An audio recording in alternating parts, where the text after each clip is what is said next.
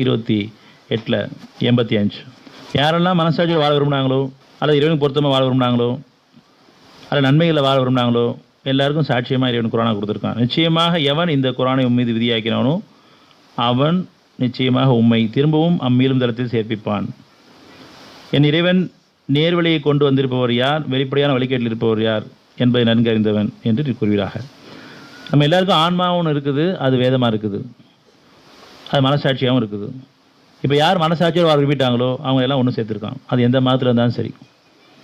எல்லா படைப்பும் இறைவன் ஒரே படைப்பு, ஒன்றே குலம் ஒருவனே தேவன், நான் ஒருத்தனை படைக்கப்பட்டவங்க தான். ஆனால் உள்ளுக்குள்ள உணர்வுகளில் யாரெல்லாம் இறைவன் பொருத்தமாக விரும்புகிறாங்களோ அவங்க பக்கம் திரும்பியிருக்காங்களோ, முன்னோர்கள் மூல வழிமுறை இருந்தாலும் கூட மனசாட்சியோடு வர விரும்பினாங்களோ இறைவன் பொருத்தமாக வாழ விரும்பிட்டாங்களோ நன்மைகளை வாழ விரும்பிட்டாங்களோ அவங்களுக்கு இந்த குரான் வழிகாட்டக்கூடியதாக இருக்குது. நிச்சயமாக எவன் இந்த குரானை உம்மீது விதியாக்கினவனோ அவன் நிச்சயமாக உம்மை திரும்பவும் அம்மீளும் தளத்தில் சேர்ப்பிப்பான். இப்போ எல்லாருக்கும் நம்ம குரான் கொடுக்கப்பட்டிருக்கு.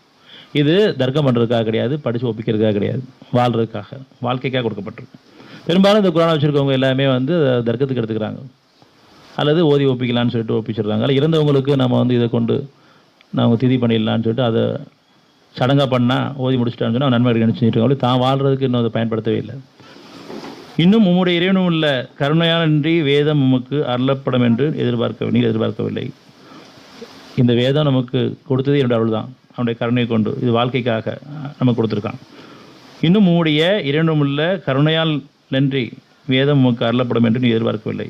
எனவே நிராகரிப்பதற்கு உதவியாளர்கள் நிச்சயமாக நீ இருக்காதீங்க. அதனால் யார் நிராட்சி போயிருக்காங்களோ அவங்களுக்குள்ள நீங்கள் போயிடாதீங்க. சத்தியம் கொடுக்கப்பட்டதுக்கப்புறம் அவங்களுடைய இணைப்பின் பிணைப்பின் காரணமாக இறைவனுக்கு பொருத்தமாக இருக்க முடியும், அவங்கள சார்ந்து போயிடக்கூடாது.